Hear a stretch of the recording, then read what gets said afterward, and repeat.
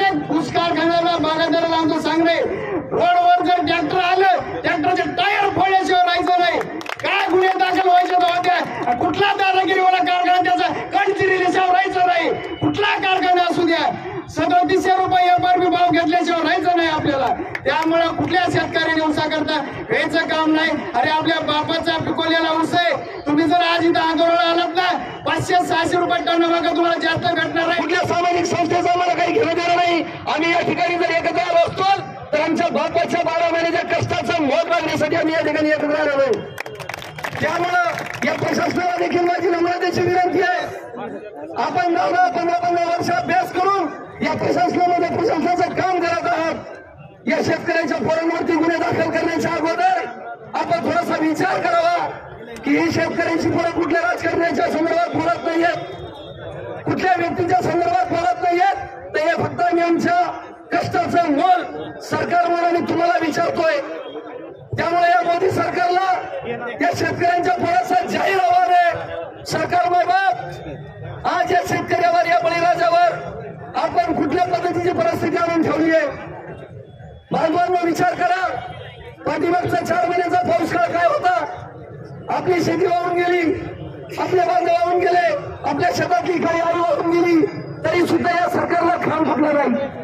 हे सरकार जर मजबूर असेल तर फक्त त्यांच्या स्वतःच्या उद्याच्या स्वार्थासाठी। माझ्या सर्व शेतकरी बांधवांना नम्रतेचं आव्हान आहे, बांधवांनो युवक करायला म्हणत असतात अन्यायाविरुद्ध जर आवाज उठवण्याच्या त्याच्या छातीमध्ये त्याच्या शब्दामध्ये ताकद आहे तो युवक आहे। त्यामुळे मला सर्वांना सांगायचं, प्रत्येकाच्या गावामध्ये येणाऱ्या काही दिवसांमध्ये प्रत्येक राजकारणी येतील, आपल्याला मताची भीक घालतील, पण त्यावेळेस आपण सर्वांनी विचार करायचा आहे, ज्यावेळेस माझी काही आई गेली, ज्यावेळेस माझ्या शेतातलं उभं पीक गेलं, कोण आलं आपल्याला निस्त्या आव्हानांचा पाऊस पडल्यासारखं निस्त्या आव्हानं, लाडकी बहीण एवढे कोटी रुपये, शेतकरी कर्जमुक्ती एवढी कोटी देऊ, विषयाच्या भावाचं काय, सोयाबीन गेली, कापसाचं काय। त्यामुळे या ठिकाणी प्रत्येक युवक 2400 रुपये भाव केलेला आहे। आपल्याला तेरगाव असेल, छत्रपती असेल, जय महेश असेल, दोन्ही गुराळ असेल, सगळ्या गुराळाच्या विरोधामध्ये एफआरपी प्रमाणे भाव घ्यायचा आहे आपल्याला। काही लोकांमध्ये तुम्ही इकडे आंदोलन करा, तिकडे करा, तुमच्या दम आहे का, हे आहे का?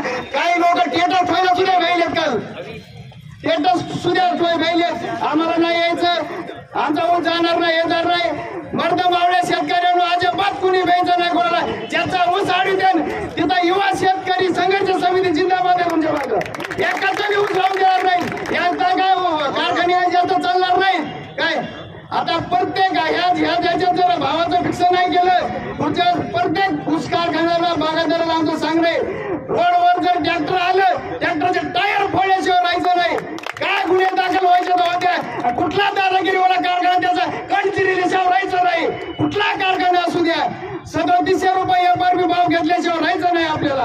त्यामुळे कुठल्या शेतकऱ्याने ऊसा करता यायचं काम नाही। अरे आपल्या बापाचा पिकवलेला ऊस आहे, तुम्ही जर आज इथं आंदोलनाला आलात ना 500-600 रुपये टन मागा तुम्हाला जास्त भेटणार आहे। कोणाचा 50 आहे, कोणाला 100 आहे, कोणाचा 1000 टन ऊस आहे, हे ध्यान ठेवा जरा। पहिल्यासारखं घरी बसू नका, तुम्ही ज्याच्या बापाचे शेतकरी आहे सगळेच इथल्या शेतकऱ्याचं इतकं अभिनंदन करेल, मर्द बापाचे शेतकरी दे, जे आले नाही जे गांडूळ शेतकरी तिकडे टेटर ठेवायला सुद्धा पहिले टेटर ठेवायला नाही, चेअरमन आमचा ऊस द्यायचा नाही, हे चेअरमन आमचा होत नाही। अरे आमच्या गेल्या वर्षी सुरुवातीच्या ऊस पट्ट्यावून गेल्या छत्रपतीने, तरी आम्ही भेट नाही, यांना सुद्धा भेट नाही बांधव पडा तरी, पण सगळ्यांच्या पाठीमाग युवा शेतकरी समिती जिंदाबाद सगळ्यांच्या माग आहे। एवढं बोलून बोलतो, जय हिंद, जय महाराष्ट्र, जय किसान।